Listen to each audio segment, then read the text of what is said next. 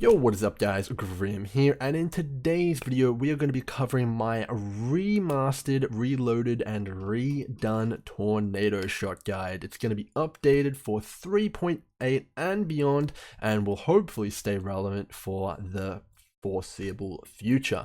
So in this video we're going to be covering a lot of topics, but we're going to be focusing specifically on the clear speed variants of Tornado Shot in maps. So we're not going to be covering too much of the bossing side of things or the delving side of things, because those would make this video crazy long.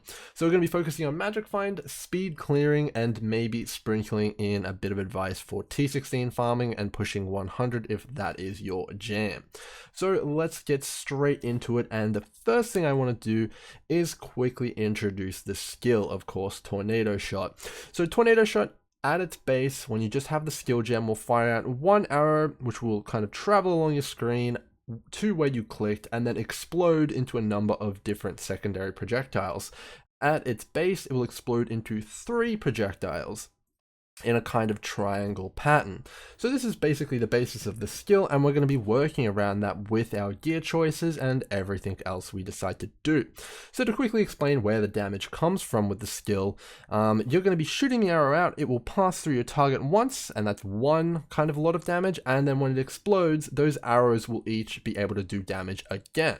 And what makes this skill one of the best skills in the game for both damage and clear is that if you add additional projectiles to the Tornado Shot skill, you can actually have these attacks overlap. So with the secondary explosion, if you're shooting out 3 arrows with something like less multiple projectiles, when those arrows explode at the end, when they reach their destination, each of the arrows coming out of those projectiles can overlap and kind of shotgun the boss. So as a result of this, the best way to increase your damage on Tornado Shot is to increase the amount of projectiles that you are firing. This will also increase the amount of arrows that you're shooting on the screen, effectively increasing your kind of clearing potential on your character. So more damage and more clear for more arrows, which is a critical point of this build. So enough with the mechanics there. We basically understand how Tornado Shot works, and we'll be getting straight into the spreadsheet, which I have prepared a bit of a cheat sheet for you guys to understand how it all works. One quick thing I do want to mention though is that Tornado Shot has recently taken a little bit of a nerf, and this guide is prepared for that, and it will be covering those post nerfs. Tornado Shot has been the king of clear speed for as long as it's been released, and it is about time it has got a few adjustments, but not to worry, it will still be the best, if not always the best, until they heavily modify and rework the skill at clearing maps as fast as possible. So let's get straight into the guide and we'll take a look at how you can maximize your Tornado Shot character. So we'll bring it up here, and here we go. So to begin with, I'm going to go over some more basic Path of Exile things, just because I know that a lot of people will be curious about these things. So to begin with every good build, you need to consider immunities in Path of Exile. And the first ones we need to consider are the elemental ones, as well as things like curses. So to begin with, we want to be looking at where we can kind of fit these immunities into our build in the best possible way. So for bleed immunity, we will be initially using a staunching flask. For freeze immunity, which is very important, we'll be using a heat flask. And for curse immunity, we will look at using a warding flask. So those are the big 3 ones that you need to be concerned about when you're building your character in PoE, and I'll talk quickly about how we get those in just a second when we get to flasks. If you're interested in getting ignite, poison, and shock immunity, you can, specifically with poison immunity, you can pick it up quite easily through the Pantheon, but the other 2 aren't too necessary. But if you do want to look into those, you can kind of look outside the bounds of this guide and look into those yourself. So in terms of those immunity, we have mentioned here that we're getting all of them except potentially bleed immunity from our flasks. So when we're picking our flasks on Tornado Shot, we actually have quite a few things to consider. The first thing is we absolutely must use an Alchemist's Quicksilver Flask of Adrenaline. So this is a flask which has 2 modifiers on it. It's obviously the Quicksilver Flask, but it also has the Alchemist's prefix, which will increase the effect of the flasks, as well as the Adrenaline suffix, which will increase your movement speed when the flask is active. If we take a look in Path of Building here, I can show you what this flask looks like. So it just looks like this in game, and you will be able to roll or buy one of these for a few chaos during the start of the league, no problem. So basically what this is going to do, it's going to turbocharge your character, and you're going to get a ton more movement speed, and it'll allow you to move kind of almost as fast as I was in the video. It's a very, very noticeable increase in your speed, and it's probably the biggest upgrade you can make to your character's movement speed. So very, very important there, and it's definitely worth picking that up. The next flask we want to be looking at getting is a diamond flask, which is going to be increasing your damage potential on our build significantly. Keep in mind we're a critical strike based build, so if you're not using a diamond flask, you're going to be missing a lot of the damage from the tornado shot build. Now on this flask, you want to be picking up either bleed immunity or freeze immunity, which we spoke about earlier, and these are very, very important to making sure your character survives, so I would highly recommend that your flasks have those on them. Specifically on the diamond flask, you probably want to be picking up bleed or freeze. Next up, we have a bit of an endgame flask here, which can be replaced with a life or mana flask initially before you get an item called Queen of the Forest. But it's in here just because this is the end game kind of template. So if you're early on in the league, you can kind of replace this with a like kind of a life flask or whatever else you want. But later on in the league, after you get the Queen of the Forest, you want to be picking up a Jade flask of reflexes, which we'll talk a little bit about why you need that in just a moment. But it's going to increase your invasion by a significant amount, and that's going to be very important in a second. The next flask is sort of a bit of a kind of pick your own adventure. You can use any of the green utility flasks which you can roll modifiers on for this slot. I tend to go with a silver flask just because I like it for consistency and early on. That's a flask that gives you increased movement speed and attack speed. And now whichever immunity you rolled on your initial diamond flask, whether that be freeze or bleed immunity, you want to get the other one on your silver flask, which I can show you in Path of Building here. We've got silver flask of warding here, but you probably want to have either freeze or bleed immunity on your silver flask, or whichever other one you chose to pick. Next up, the Dying Sun.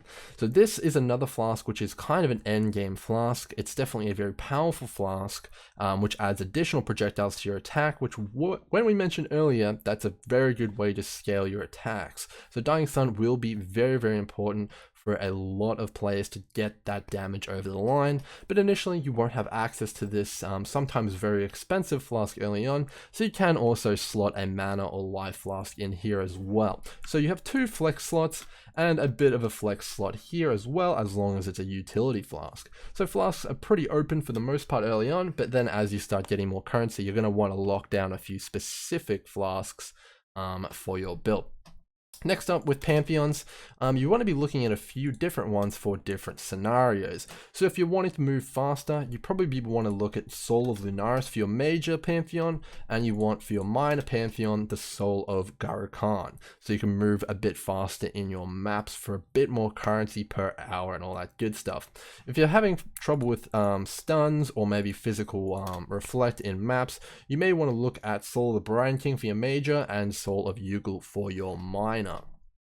In addition to that, if you do want that poison immunity we spoke about earlier, you can also go with Soul of Shikari, which will give you poison immunity after you complete the kind of mini quest, which requires you to kill Shikari in the Atlas of Worlds.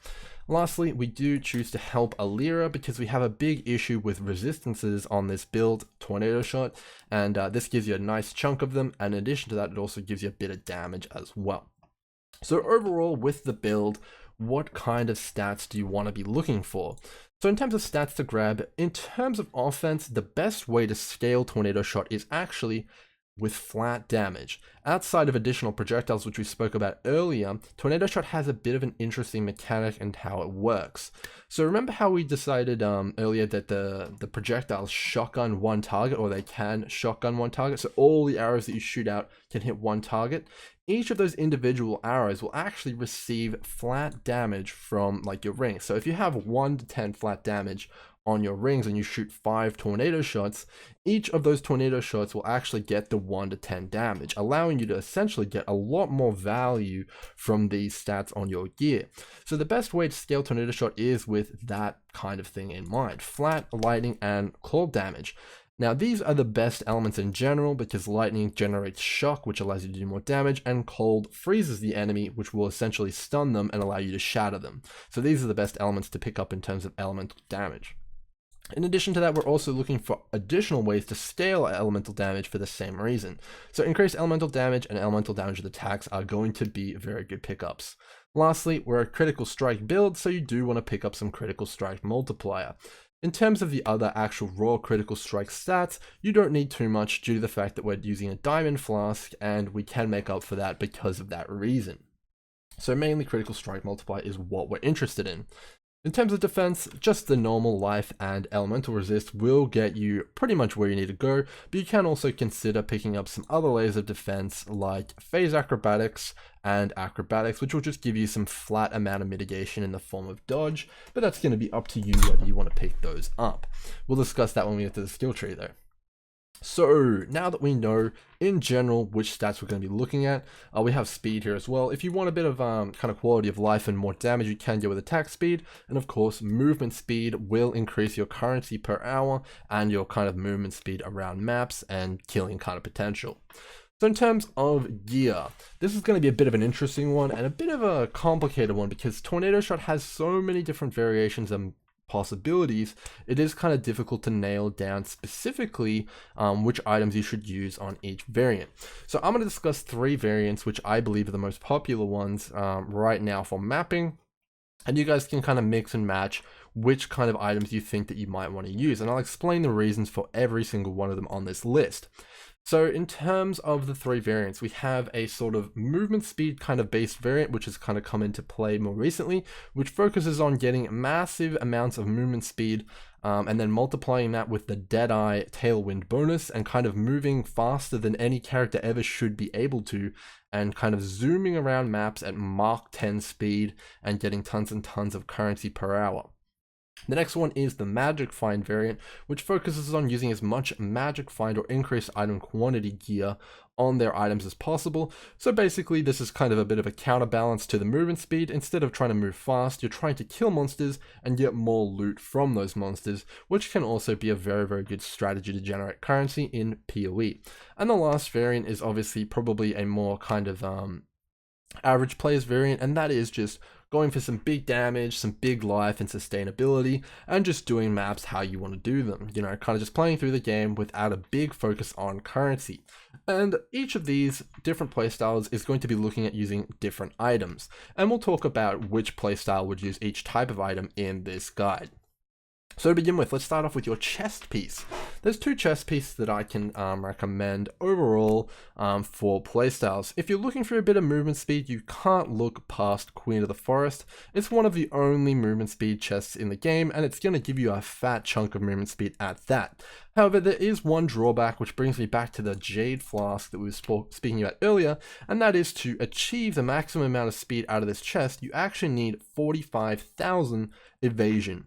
But don't worry, that's actually not too hard to get on a Deadeye. You get a lot of evasion on the skill tree, you get a lot of evasion from your dexterity from being a ranger, and you also get a ton of evasion from your Jade Flask of reflexes, which you'll be rocking in the endgame. We also use the Grace Aura, which we'll get to when we get to the skill gems, but you won't have any trouble hitting that 45,000 evasion, and you'll be able to get a ton of movement speed from there. So I would recommend this for all 3 different types of playstyles, and I think it's in general the best kind of Deadeye / Tornado Shot chest piece in the game. But if you're looking for a little bit more damage, you really can't look past Hiri's Ire, which is a massive damage boost in pretty much any bow build in the game, and it will be there if you're looking to kind of just really go nuts on the damage and really take things to the next level in terms of your damage numbers. It gives you an absolute ton of flat cold damage. Next up is rings. Obviously you can get some rare rings with the stats we were discussing earlier. Those are always good choices. If you're looking for some rare rings, I'd recommend diamond, opal, or some resist rings. But if you're looking to go for some uniques, in terms of Magic Find, you have a ton of options in terms of rings. You have the Pariah for the most quantity in the game. You have Venter's Gamble for a good balance of rarity, quantity, and resistance in life. Or you have Thief's Torment, a nice budget option for just starting out with Magic Find.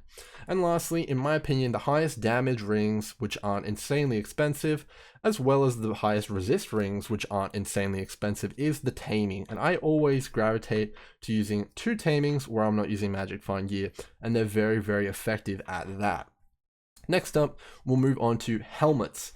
So there's only 2 helmets which I personally like to use on my Tornado Shot characters, and that is Devoto's Devotion for speed clear builds and Stuck Conjures for kind of any other build which I wanted to do, which had like maybe for delving or maybe just for like kind of T16 farming, anything where I need a little bit more beef and a little bit more damage, I'll go for Stuck Conjures. But if I'm trying to go fast with Magic Find or with clear speed, I'll go with Devoto's Devotion.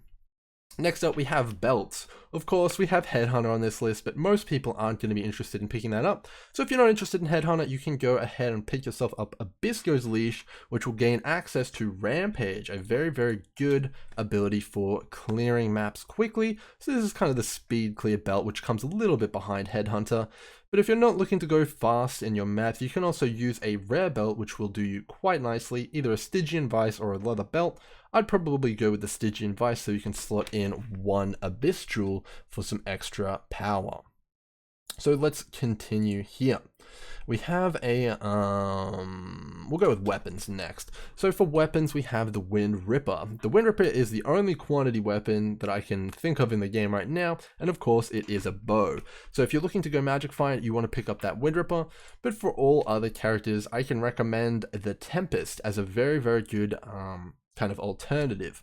If you have the currency to sink into your bow though, I can also recommend picking up a shaped thicket bow with the following modifiers: added cold damage per dexterity and double damage with attack speed. You want to get those 2 modifiers and then multi-mod it with a few other mods. But if you're at that point in this guide, you've got a lot of currency to burn and you're probably already well versed in the ways of crafting a bow. So we're going to go into that a little bit later, but we're going to talk a bit about amulets now. So in terms of amulets, if you're using the Headhunter, you want to be going with the Solstice Vigil, but if you're not, you probably want to be looking at either a rare amulet with the stats we discussed earlier, or you want to be going for Abyssgo's Collar for Magic Find, or a shaped quantity amulet, which you can get as a shaper item. If you don't have enough money for a shaped quantity amulet, you can also go with a Spine Fused Talisman, which can give you some quantity as well. So in terms of boots, we have the Magic Find equivalent, obviously the Gold Worm. We also have the 7 League Steps, which is going to give you the most movement speed possible on boots in the game currently. So I really like this pair. But if you're looking for some all-rounders, Bubonic Trail is also a very, very good option as well. And you can kind of slot in some Abyss Jewels for a bit of fun there. Next up, again, the Magic Find gloves, Sedima's Touch are going to be great. But if you don't want to go with Sedima's Touch, you have 2 other options. If you're using the Headhunter and you want to pick up Rampage, you can use Shadows and Dust to do that. But if you don't have Headhunter, I would recommend using Tomb Fist, or if you do have Headhunter and you just want a bit more damage, you can also use Tomb Fist. They're the best gloves in the game, hands down. But if you do need the resist, you can also look at picking up some rare gloves as well. As for the quiver, there's only one option, and that is Rigwald's Quills, because it really is just that good. Even with the nerf to the fork stuff, we're going to be looking at Rigwald's Quills anyway. So very, very good, very, very interesting. So now we'll go on to the flasks. As we mentioned earlier, we have Dying Sun here. This is the only unique flask that I personally can recommend because we have so much requirements based on our other utility flasks. Obviously, we need the Quicksilver flask. We also need the Evasion flask. So we do need to be kind of specific with which flasks we're using at the end game. So Dying Sun is the only unique flask I'm using, and that is because it adds 2 additional projectiles, giving you more overlap of that tornado shot and more potential clear speed. For jewels, there's one very, very important one, and that is Lionized Fall. And Lionized Fall is one that will basically enable your build to no longer have to worry about Life Leech or Mana Leech. If you put it in this specific location, it's a jewel that converts all claw nodes to bow nodes, and the claw nodes we're interested in are these nodes here. Specifically, we're interested in this one here. It gives Mana Leech and Life Leech, and because we have our jewel here, you can see it's in radius, we're getting those as bow skills. So this is basically going to solve all of your sustain issues and make it so that you no longer need to use mana or life flasks. Very, very important for our build. For some kind of higher end options, we do have Inspired Learning as well as Unnatural Instinct. I'm not going to dwell too much on these, but if you're looking for a bit more movement speed out of your build, you can put an Unnatural Instinct at this position in the middle of the tree here and pick up some additional movement speed down here. If you're looking to use Inspired Learning, the 2 locations that I would go with are right here and right here. So inspired learnings are basically miniature headhunters, and they're going to give you a lot more clear speed. So that's it for the items for the most part, and we'll be going into, let's go into the gem links next. We'll leave the corruptions until last. So in terms of the gem links, Tornado Shot is actually extremely simple. You can do a lot of kind of like bells and whistles, but I'm going to just go over the essentials here and kind of give you guys the kind of the crux of it. So in general, obviously, for our 6th link in Tornado Shot, the most important skills are obviously Tornado Shot, greater multiple projectiles because of the fact that we can multiply our damage with additional projectiles. We also want added cold damage for the same reason, because we get that added damage. We want elemental damage with attacks because it's one of our best stats. And we also want to use Mirage Archer. So Mirage Archer is easily one of the most busted support gems in the entire game. It's basically like having an automatic turret on your head which will shoot constantly for you, basically giving you better clear speed, more damage, and just it's like very comfortable to play with that skill kind of assisting you. It's kind of like having an additional party member almost helping you out, which is pretty cool indeed. In terms of your 6th and final slot, that's going to depend a little bit on what kind of point you are in progressing your character. If you don't have Rigwald's Quills yet, you're going to be wanting to use the Fork Gem. If you do have Rigwald's Quills, you're going to be wanting to use the Chain Gem. Now, if you're got the Dex bow that we spoke about earlier, the Dex stacking shaped bow, the rare one, you're going to be wanting to swap your added cold damage for added lightning damage. Now, if you don't have enough damage with the chain gem in, you can also swap that out for for added lightning damage, even though you have Rigwald's Quills. So you have a lot of different options here for your 6th slot, and it just really does depend. Do you need more damage? Do you have the quiver yet? Do you have that bow yet? It's going to be really interesting to kind of like pick and choose for your situation. But you have all the information there, and you can kind of just come back to this video if you're confused. For your helmet, or any of your 4 links really, you can go ahead and put in a Herald of Ice, Curse on Hit, and Assassin's Mark, as well as Onslaught. So basically what this will do is it'll give you power charges, which will give you increased critical strike. It'll give you some Herald of Ice explosions, which everyone loves so much, and it'll also give you a bit of Onslaught, which will increase your movement speed and attack speed if you didn't decide to go with the Silver Flask in the Flask section, or even if you did, it'll just make that a little bit more consistent. Next up, in your boots, you want to have a portal gem, so you don't have to carry around portal scrolls. You want Blood Rage to give you frenzy charges, a little bit more leech, and some attack speed. You want Grace to make sure you can use that Queen of the Forest effectively. And you also want Vile Haste, which is a bit of a cooldown. You can just want to be smashing that as much as you're smashing your flasks, and that'll give you increased movement speed and attack speed, which is going to be very good for your clearing. Finally, you want to have Summon Lightning Golem and Blink Arrow for a bit of mobility and attack speed. Now, this isn't a lot of skill gems, and why did we try to minimize on these? So the reason we tried to minimize on these is because Tornado Shot, traditionally, how I like to play it, is as a money-making character. And when we're trying to make money, the more skill gem slots we have open, the better. Because we can level up skill gems for other players, and then we can sell those skill gems onto them after we hit them at level 20.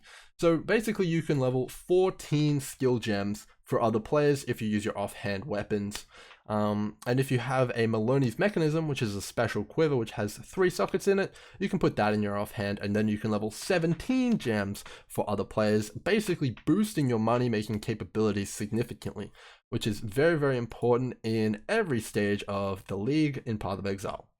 So now that we know the general overview of the build and kind of all of the items and stuff like that, I'm sure you guys are maybe a little bit confused, but maybe not. So what I've gone ahead and done is actually planned out a bit of a progression path for you guys on when you want to be picking these items up and kind of making adjustments to your build. With a new league starting, you guys can kind of follow along with this, and you'll know what to pick when kind of in the league. So when you're leveling, there's a few items that you want to be picking up. And before we start going into leveling, I do want to mention when I level, I tend to go with a Rain of Arrows setup until I get to a 6th link item, and then I swap over to my Tornado Shot. Now that 6th link item might be a Tabula Rasa, which we're going to be talking about in this guide, and it might also be a Corrupted Rare. Obviously those weren't on the kind of build items because those aren't the ideal slots, but a lot of what Path of Exile is kind of just kind of shoehorning items in and then kind of making the best of what you're given and then trying to kind of build your character from there. So you're going to be using Rain of Arrows with the following gem link setups. Rain of Arrows, Conk Effect, elemental damage with attacks and added lightning, until you can use Tornado Shot in a 6th link, making use of those links we spoke about earlier. So in terms of the other gems in your leveling setup, you actually do want to use very similar ones. All of these will be similar that you want to use, and all of these again you'll be wanting to use as well. The only modification that you'll need to make apart from the main gem setup is to your aura. Instead of using Grace, because you won't have Queen of the Forest at that point, you'll want to be using Wrath to level. So that's a bit of information there on leveling. And if you're also interested, this is the levels that you should be at each point of the story, so you can kind of gauge whether you should move on or not. I like to use this myself. So let's head back to that progression. While you're leveling, some items to look out for when you're trying to play and kind of improve your leveling experience and kind of power up your character as you go. If you can get your hands on the following items, you're going to have a lot more easy time going through the story. So the first one is Storm Cloud, which is a bow. Generally, you can pick it up for 1 or 2 chaos at the start of the league. If you find a chaos orb, that's basically like finding a Storm Cloud, and that's going to give you a ton of damage for your Rain of Arrows while you're leveling. And it also transitions fantastically into a different bow called the Tempest, which was actually on our kind of best in slot item list, which is pretty interesting as well. Next up, Wake of Destruction is a very good pair of boots which add a lot of lightning damage to your attacks. Karui Ward is an amulet which gives you a bit of movement speed as well as attack speed, which is pretty good. Next up, we have Hiri's Bite, which is a quiver which gives you a bunch of elemental damage, and I think it also gives you a bit of attack speed as well. So a very, very good quiver there, very, very cheap and easy to make as well. Prison Wave is a belt which again gives you a ton of elemental damage. So in the early game when you're going through the story, especially if you're playing on softcore, you want to be focusing on getting as much damage as you possibly can as early as you can. So we're going to be trying to look at that on the skill tree as well when I point those things out. But yeah, focus on damage, get as many good items as you can with all the currency that you drop, and really try and barter your way up to a really strong character as early as you can. Next up, when you hit a certain point in the story called the Blood Aqueducts, you're going to be wanting to stop there and farming up a bit of currency and gear for yourself so that you can move on and transition into maps really well. So at the Blood Aqueducts, what I really like to do is actually spend quite a bit of time there and really try and farm up and get my character strong so that once I move into maps, I'm not really dying and I'm able to one-shot all the monsters in there. So at this point, this is when I start to look at transitioning into Tornado Shot. And that is because you have access to a very easy to farm 6 link in Tabula Rasa. So Tabula Rasa is a 6 white socket 6 link chess piece, and of course you can then socket in your Tornado Shot. So I'd probably do Tornado Shot, GMP, added cold damage, elemental damage with attacks, Mirage Archer, and Fork for my Tabula Rasa links, and then I'm going to be off to the races and I'll be using Tornado Shot. So very, very good there. So in Blood Aqueducts, you want to try and get that Tabula Rasa. You want to farm up enough money for the Tempest, which can be created by transforming your Storm Cloud into the Tempest using a prophecy called, I think it's called the Servant's Servitude or something like that. And it could be something else. It's basically a prophecy that transforms the bow. You can look it up. Next up, you also want to grab some rare resistance gear so that you make sure that your capped resistance is at 75% before maps. It's very important, otherwise you're going to find yourself getting one-shot a lot. Next, you also want to make sure you have all your gem links that we just spoke about in your gear and ready to go. So that's like Herald of Ice, Curse on Hit, all that kind of stuff. You also want all your utility flasks, like your Diamond Flask, your Silver Flask if you're running that, your Quicksilver. You don't need to upgrade it to the Adrenaline just yet, but you do want to be getting that going. And then you can see a big jump in your damage, and as well as those immunities, those will also keep you alive a lot longer. So after you have all that, you're ready for maps and you can start getting ready to kind of start the grind and that farm. So once you're in maps though, you obviously will be spending a lot of your currency buying maps and other things of that sort. You also do want to focus on upgrading your character a little bit more as well as you go. Otherwise you'll quickly find yourself hitting walls where you can't kill map bosses or you can't complete map tiers. So the first thing you want to be looking for, in my opinion, is an Alchemist Quicksilver Flask of Adrenaline. This is going to make it so you can run through maps at a significantly faster pace, and you can create it all by yourself by rolling a normal Quicksilver Flask of a higher item level than base. So you probably want 10 or 12, I think it's actually an item level 15 flask for those two specific modifiers, so you can go really fast. The next item you want to be looking at is Lionized Fall, which we discussed. That's going to solve all of your mana and life problems and allow you to swap over to full utility flasks. And if you don't have enough money for a Dying Sun, you can also pick up an Azuri's Promise, and that's actually a pretty good one. I'm going to add in that there as well. It's a really good suggestion, guys. Azuri's Promise there, if you can find one, which is a flask, and you can put that as your 5th slot after you get Lionized Fall. Next one you can look at getting is Shadows and Dust or Thunder Fist. Shadows and Dust gives you Rampage, which gives you that movement speed and attack speed, and Thunder Fist gives you a ton of flat lightning damage. Next up is a really good helmet, Star Conjurer's Head. It's generally very cheap at the early, and it's going to give you a ton of life, attack speed, and it'll really be good to go. Of course, the Flask we just spoke about, a big damage buff in Azuri's Promise after you get that Lionized Fall. Lastly, we have Bisco's Leash here, an alternative to the gloves in terms of gaining Rampage. Rampage is a very good thing to have, and it'll help you clear maps a lot faster, so I recommend getting either Shadows and Dust or Bisco's Leash, one or the other. So next up, after you have all that entry-level gear, you're into Tornado Shot, you're into the maps, you're crushing them. If you don't have enough damage, just chill out, don't worry. Just level up your gems a little bit more, and you will see that damage start to scale up quite significantly, and you will be looking at a bit better kind of like clear speed as well. So yeah, if you're still stuck, level up your gems. If you're not stuck though, you can start looking at upgrading your gear further. And the next big ticket item you want to be looking at, which will really turn you into a true Tornado Shot character, is Rigwald's Quills. Rigwald's Quills basically makes all your Tornado Shot kind of attacks fork. So as you can see here in this video, for every single projectile that comes out of those secondary explosions we were speaking about, when those projectiles come out and hit a target, those arrows actually split into 2 arrows, meaning you'll be able to hit like 3 times as many targets if they all hit in theory. So that basically turns your clear speed up to like 10 or 11, which is insane. It's a very powerful quiver, and as soon as you equip it, you'll know exactly what I mean, and it's extremely powerful for all forms of gameplay. And after you equip that as well, you actually gain an additional gem link, because you no longer have to use the fork gem, and you can now either swap over to add lightning damage or chain. I would recommend swapping over to add lightning damage at this point, just to make sure you're getting that massive power spike that you're looking for. So you're going to basically get a whole nother gem worth of damage, which is insane, and it makes this the biggest upgrade you're probably going to get apart from Headhunter on this entire list. So next up, we've got mid maps. You're going to be looking at picking up a few different items here. You're going to try and pick up maybe some Tomb Fists with 2 sockets in them, grab some Abyss Jewels.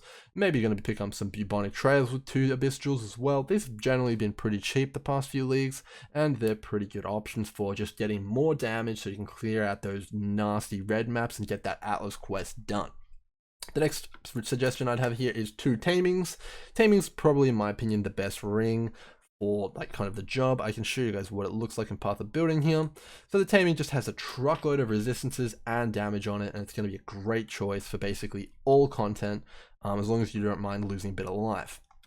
So next, the other option you have to go down here is clear speed. So you can kind of say, I don't care about those red maps, and go down the white map path straight away and pick up some 7 league steps and get more clear speed. But I'm not sure I would recommend that for most players, as clearing out the Atlas objectives is probably the best way to go for most players in this scenario. Next up, you want to be picking up your 6th link Queen of the Forest, a Devoter's Devotion if you're looking for a bit more speed, and that Dying Sun for that big damage increase. You can also look at picking up some Inspired Learnings if they're not too expensive, and this is going to turn your clear speed up to 11. At this point, you're probably looking at already have completed a lot of the red maps on the Atlas, if not all of them. So this is definitely kind of the end game-ish, just right on that precipice of getting to end game. So yeah, this is when you're going to be replacing a lot of your kind of mid-tier uniques with those end game uniques. After that, after you have all that gear, this is when you look at getting the Headhunter if you're so interested. You can stop at any point here, and that's going to be a good character. But if you get to this point, you're starting to get into God tier mode on these characters, and it's going to be looking exactly like it did in the video that you were watching earlier, and your character is going to be going berserk. So Headhunter is the next thing on your shopping list, and after you buy that Headhunter, you're going to be looking at Solstice Vigil to cap out that Headhunter and give you even more buff duration. So after Headhunter, I know there's more. what? Head on is meant to be the most expensive item. There's actually more. You can go for that tornado shot enchant on your Devotos or Star Conjures, whichever one you picked. Or you can also pick up an unnatural instinct for some movement speed in the position we talked about earlier. In addition to that, you can also look at getting a Corrupting Blood Lionized Fall Jewel. So what this is basically going to make you immune to bleeding effects on a jewel. So corrupted blood cannot be inflicted on you. It's a corruption, and it's best found either on an Abyss Jewel, which you can stick into your Tomb Fist or something like that, or on your Lionized Fall. And this is going to allow you to drop one of those immunities, the bleed immunity, specifically on either your Utility Flask or your Diamond Flask, and replace that with Curse immunity, making it so that you're no longer affected by curses, which is a really, really big deal for clearing maps quickly and getting the maximum amount out of your character. So a big upgrade there. Next up is when you're going to be wanting to craft that all-powerful dexterity stacking bow. I'm not going to go into too much detail here, but there's plenty of guides out there if you're looking for crafting on that specific item. But I will quickly show you guys what mine looks like in Path of Building so you have a bit of an idea. Now this is my one here. I would suggest on the crafting part of it that you should replace the chaos damage with additional cold damage and freeze effect. But apart from that, this is the kind of bow you're looking at making, and it will be a massive damage increase when you do get it. So last up, we're going to be going into the Ascent to Godhood here, and that is to make sure all your rolls on all your gear is top tier. So you're going to be making sure you have maximum resistances in life in that queen, maximum amount of like everything on everything, and then after that you're going to be looking at corrupting all your gear and finishing off your enchants. So I have a bit of a guide here. I'm sure most people aren't going to get to this point, but if you're interested in what kind of corruptions you're going to be looking for, they are down here indeed. So apart from that, what could possibly be left? And that is the last item on this list, which is more expensive than any item you can individually buy on this list, or even pretty much all of them put together, and that is the Chain Rigwalds. Basically, it's a Rigwald's Quills, which has chain built into it as well. So it's a completely insane item, but that's the last piece of the build. So let's quickly dive into the skill tree and quickly cover that, and we'll finish up this video, and you guys can get ready for the Blight League or whatever league you're watching this in. So let's quickly skim over it. So basically here, I'm going to point out a few important things. This is going to be the skeleton of any good tornado shot tree. All tornado shot trees will include pretty much all these skill points, and these are the ones that really matter.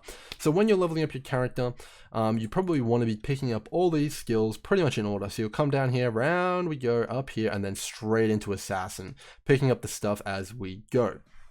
This picks up a lot of critical strike. It picks up all of the like kind of necessary skills that you need, like bow damage, for example, all that kind of stuff. And if you have all this, you're in the green. And after that point, you can see it's not too many points. You can kind of go in any direction that you want.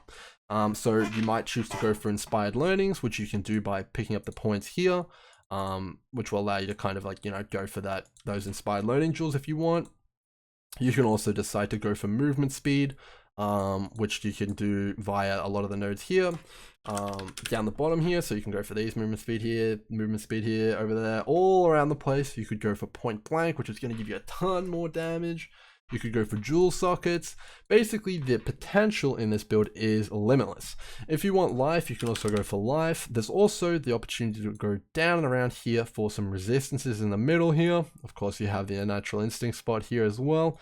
There's just a lot of possibilities. But what I'm kind of trying to say to you guys is that as long as you maintain this kind of skeleton for most tornado shot builds, you're going to be good. You can kind of do anything else and you'll be in the clear. So just make sure you got that going and you guys will be sweet. So let's quickly cover the Deadeye Ascendancy and then we'll wrap up. So in terms of Deadeye, the first Ascendancy point you want to be grabbing is Gathering Winds. So Gathering Winds is going to give you 20% more movement speed and attack speed, as well as action speed, as well as a fat amount of evasion. This is extremely powerful and is a complete no-brainer. It's the first thing you want to be getting unless you're a very niche player, but we won't go into that. So this is a must-have. It's basically mandatory and the best part of Deadeye.